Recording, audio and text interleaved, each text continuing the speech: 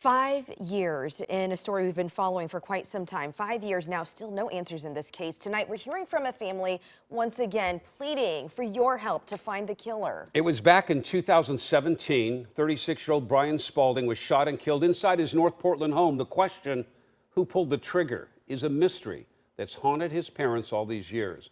And our Jenny Young sat down with them tonight and talked with them about their loss. Jenny? Jeff, Liz, this Sunday, June 12th, will be the 5th year anniversary of Brian Spaulding's murder. And every year, his family retells his story, hoping it will be the year they get some closure.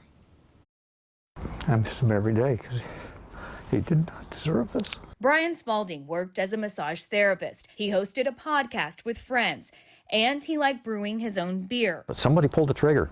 Somebody made a conscious choice to pull a trigger on somebody that was innocent, that did not deserve this. Brian's parents, Carolyn and George Spaulding, tell us he was enjoying living the simple life of a bachelor when he was shot to death in June of 2017 at his house on Northeast 10th Street. The hole that is left with the missing person, with Brian being gone,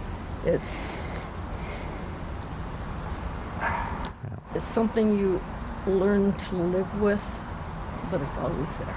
George believes the shooter was someone who knew the layout of the house where Brian lived with a roommate. You think this was somebody that was not a friend, but maybe Brian was acquainted with? And maybe not even really acquainted.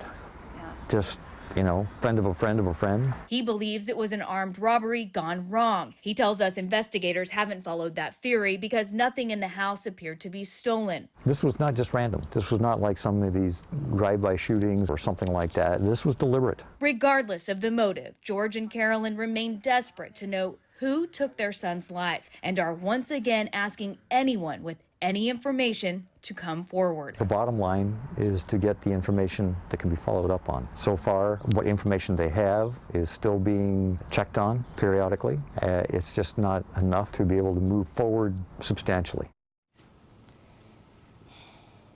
George said that just knowing who that suspect is, if the person is never prosecuted, just knowing who they are would be enough closure for them. And there is a $23,000 reward for anybody that has information leading to an arrest. That money was raised by friends. If you know anything that could help detectives close this case, you are urged to call the Portland Police Homicide Unit. Reporting live tonight, Jenny Young, KOIN 6 News. All right, Jenny, thank you. And